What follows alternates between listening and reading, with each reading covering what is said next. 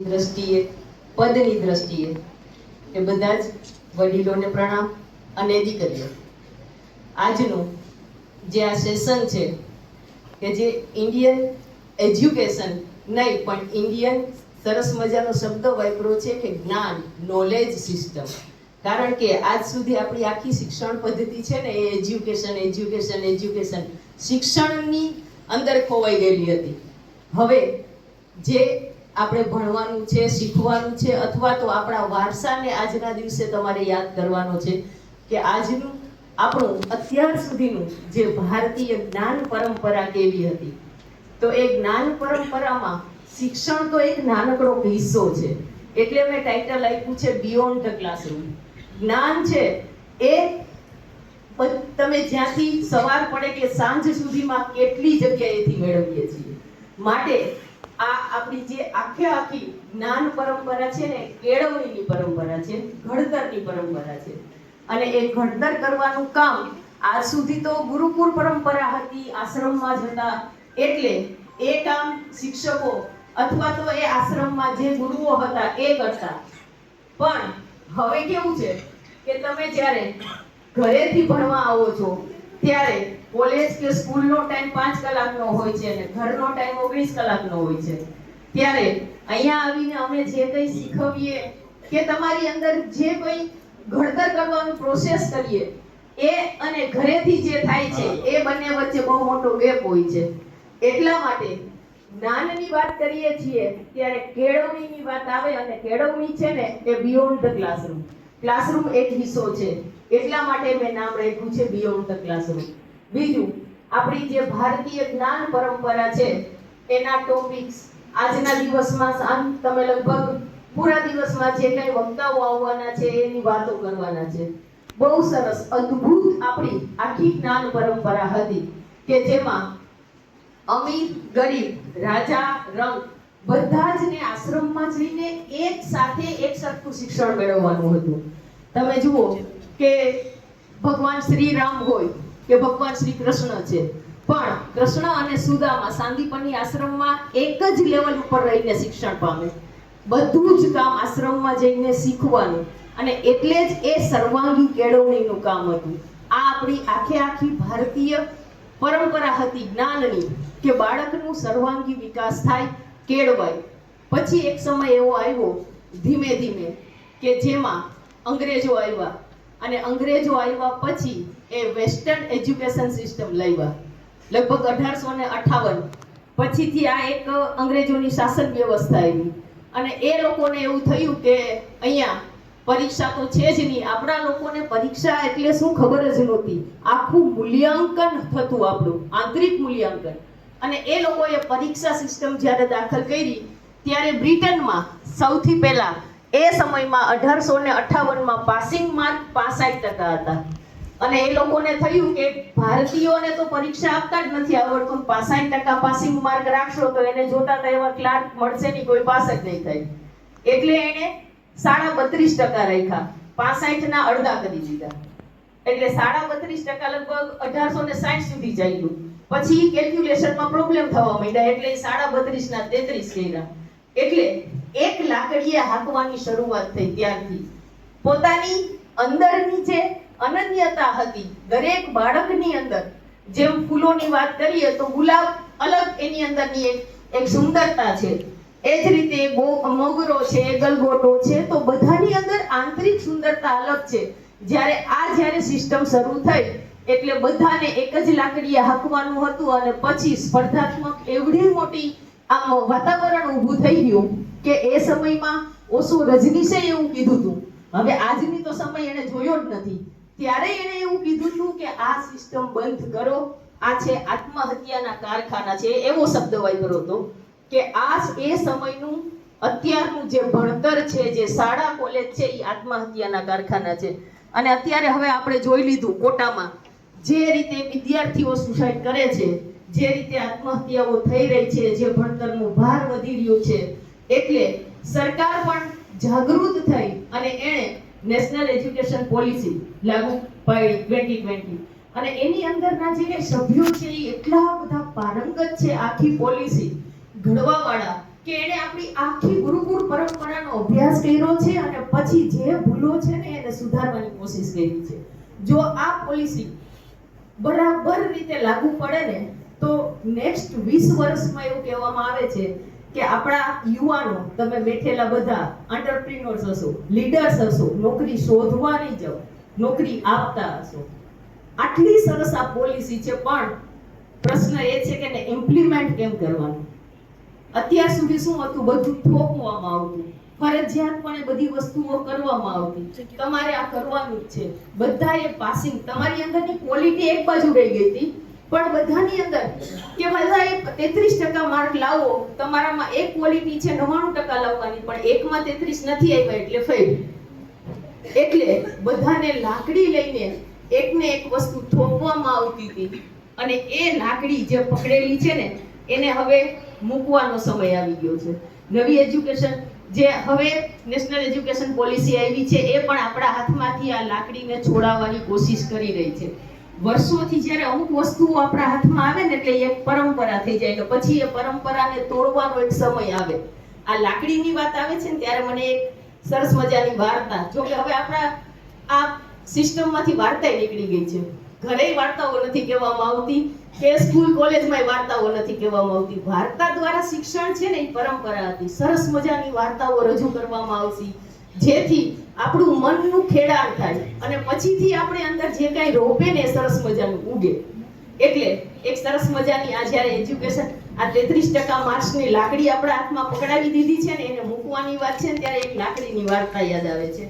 એક માણસ એક ગામમાં જાય છે અને ત્યાં કોઈ સર્વે માટે જાય છે, પણ એ ગામડાના માણસો એટલા બધા આત્મીય હોય છે કે ભાઈ એ ગામમાં એનું કોઈ સગું નહોતું, પણ છતાંય એક ભાઈ એવું કહે કે તમે જમવા ટાઈમે અહીંયા આવ્યા છો તો તમને એમને અમારે જવા ના દેવાય, તમે અમારા ગામના મહેમાન કહેવાય. એટલે એના ઘરે એને જમવા લઈ જાય છે. જમવા બેસે છે, સરસ મજાની રસોઈ બનાવે છે.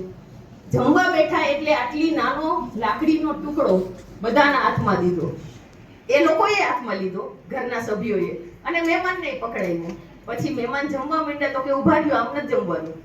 એક કોળિયો મોઢામાં મૂકવાનો, 2 વાર લાકડી પછાડવાની, એક કોળિયો મોઢામાં મૂકવાનો, 2 વાર લાકડી પછાડવાની. હવે મહેમાનને આશ્ચર્ય થયું કે આવી કેવી જમવાની સિસ્ટમ. ચૂપચાપ જમી તો લીધું, પણ જમીને બહાર નીકળીને એને પાડોશમાં પૂછ્યું, ગામમાં પૂછ્યું કે આખું ગામ આવી રીતે જમો છો તમે, એક કોળિયો મોઢામાં મૂકીને 2 વાર લાકડી પછાડવાનું? તો બધા કે નહીં, અમે એવું નથી જમતા, પણ એના ઘરમાં એવો રિવાજ છે. તો કે એવો રિવાજ આવ્યો ક્યાંથી? તો કે એ ખબર નથી. તો એ માણસ એટલી બધું શોધ કર્યું, પછી ગામમાં કોઈ 102 વર્ષના દાદા જીવતા હતા, એની પાસે ગયા. કદાચ આની પરંપરા એને ખબર હોય તો એ દાદાને કહે છે તો કે ભાઈ વાત તમારી સાચી છે. એના કુટુંબમાં 5મી પેઢીએ એક દાદા ને બા જીવતા હતા, પણ એને આંખો નહોતી.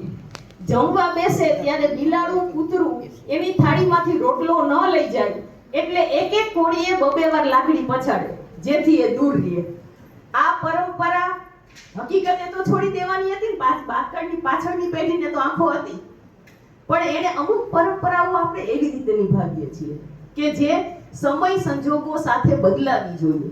એટલે હવે જે લાકડી આપણે પકડી છે ને એ છોડવાનો સમય છે. આપણી પરંપરા શું હતી કે બધું શીખવી દેવાનું, ભણાવી દેવાનું, અને ભણાવી દીધા પછી શું કહેવાનું છે? અર્જુનને 18 અધ્યાય ગીતાના ભણાવી દીધા પછી કૃષ્ણ ભગવાન છેલ્લે તો એવું જ કહે છે ને, યથેચ્છસી તથા કુરુ, હવે તને જે ઠીક લાગે એમ તું કર.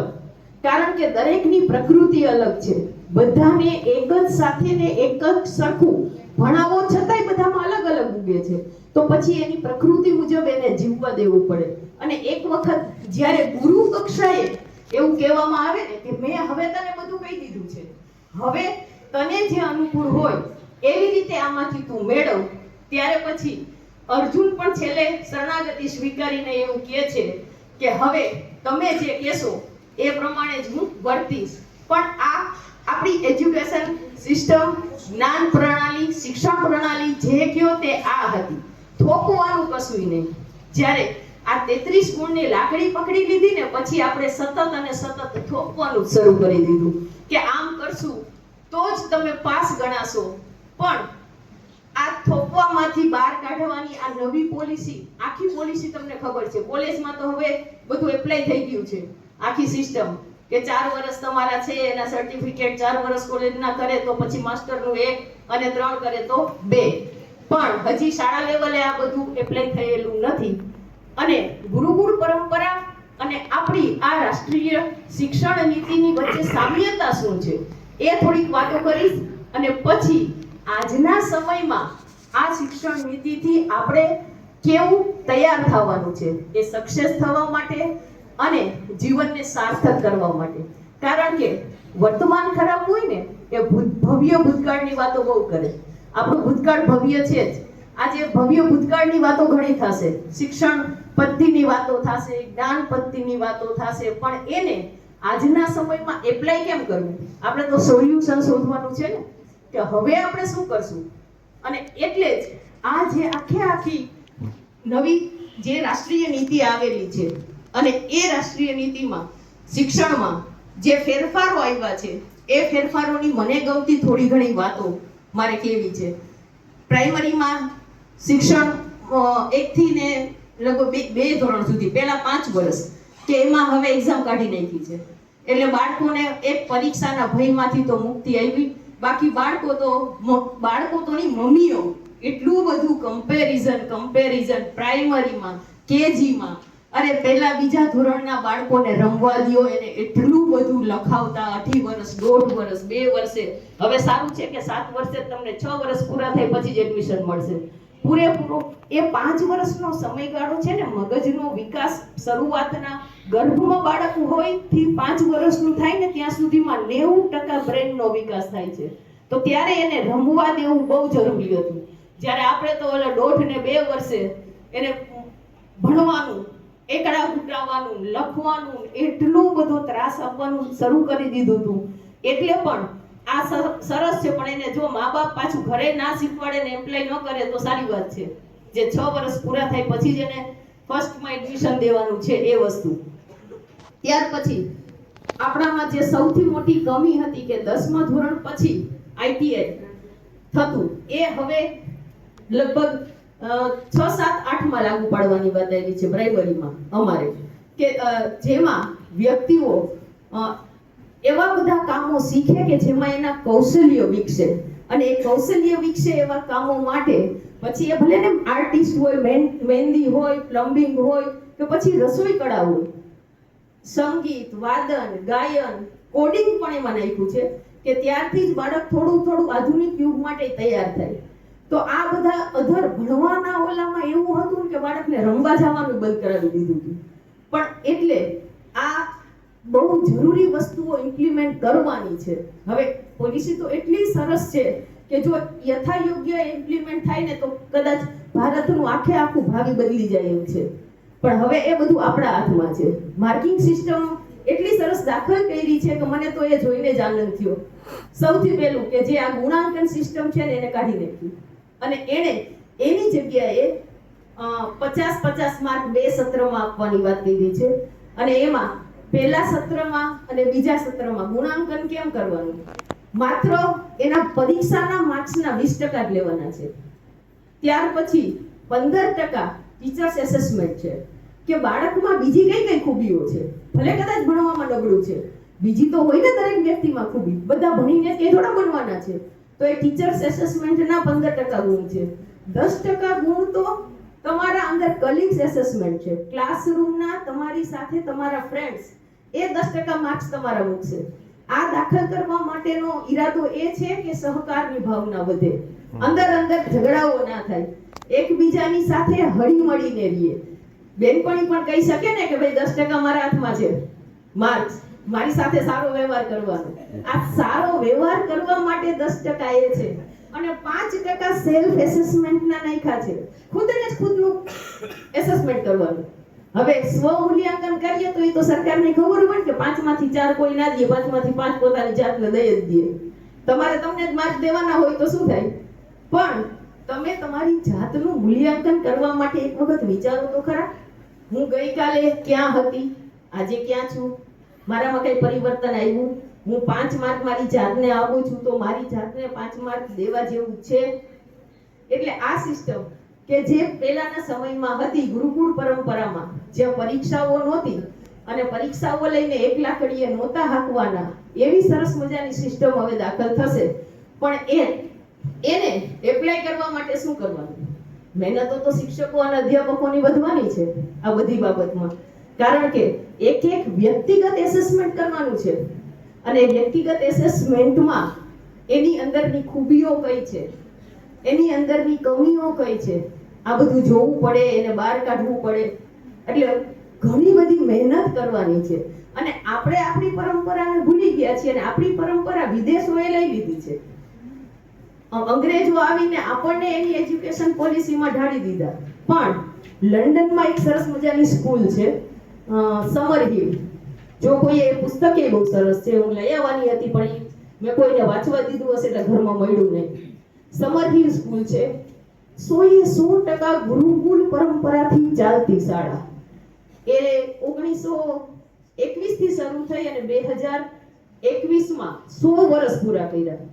સ્વયં બાળકો, વિદ્યાર્થીઓ સંચાલિત, પીરિયડો એ જ નક્કી કરે. ભણવાનું, ભણાવવાનું, કોર્સ, આખો દિવસ ત્યાં રહેવાનું, તમામ કામ એને કરવાના.